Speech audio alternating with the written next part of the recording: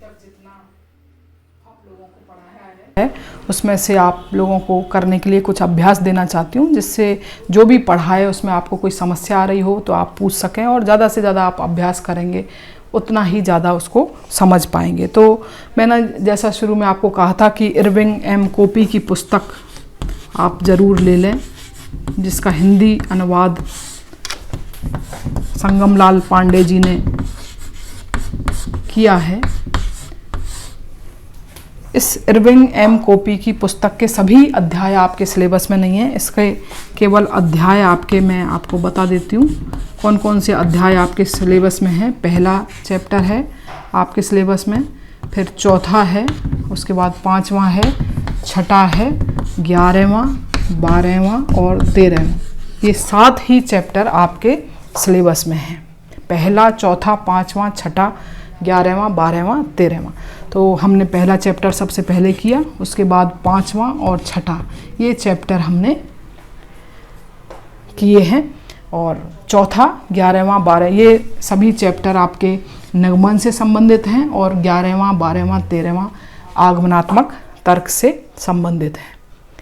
तो ये जो चैप्टर मैंने आपको कराए, सबसे महत्वपूर्ण चैप्टर आपको मैंने समझाए हैं, और इसमें क्योंकि न्यूमेरिकल टाइप के सवाल आपकी परीक्षा में आते हैं, बाकी जो चैप्टर हैं वो थ्योरी उसमें है, उसको पढ़ने से भी वो समझ में आ जाते हैं।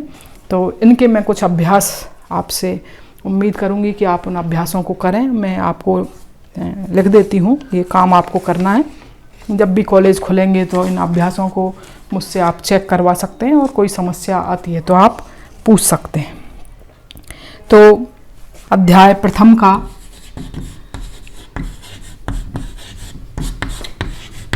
अध्याय प्रथम के पेज नंबर मैं दे देती हूँ, जिस पर अभ्यास आपको दे रखे हैं जो आपको करने हैं। पेज नंबर 10, 11, 12, 13 और 14 पर जो अभ्यास हैं आपको करने हैं। इसके बाद इसी प्रथम अध्याय के पेज नंबर 17, 18, 19, 20, 21 और 22 इसमें आपको आधार वाक्यों की, निष्कर्ष की पहचान, युक्तियों की पहचान, कैसे युक्तियां हैं जो हैं वो अन्य विवरण से अलग होती हैं। मैंने आपको, क्योंकि जब तक आप इस बेस को नहीं समझेंगे, आप युक्ति को ही नहीं समझेंगे, तो आप कैसे उनके तर्क दोषों और आगे उनकी अवस्था, आकृति, उनकी वैधता, अवैधता को आप कैसे समझ पाएंगे। तो सबसे पहले तो युक्ति किसको कहते हैं, जो जहाँ पर वाक्य जो हैं वो आधार वाक्य और निष्कर्ष से संबंधित होते हैं, और कोई विवरण भी हो सकता है, कोई वर्णन भी हो सकता है, उसको हम युक्ति नहीं कहेंगे। युक्ति केवल हम उसी तर्क वाक्यों को कहते हैं जहाँ पर आधार वाक्य और निष्कर्ष के रूप में वाक्य संबंधित होते हैं। तो आधार वाक्यों की और निष्कर्ष की पहचान करने, युक्तियों की पहचान करने से संबंधित ये अभ्यास हैं जो आपको करने हैं। फिर पांचवा जो अध्याय है हमने लिया, अध्याय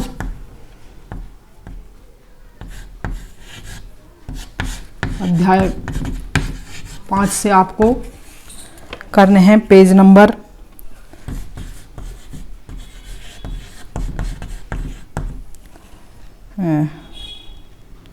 117,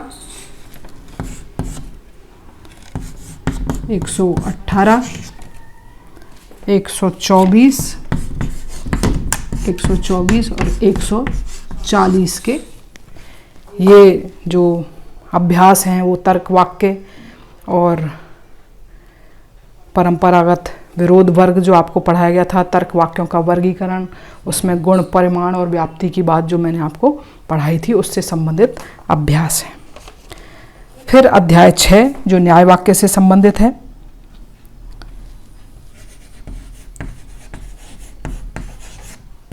अध्याय 6 इसमें कौन कौन से पेज नंबर पे जो अभ्यास हैं वो आपको करने हैं। 143,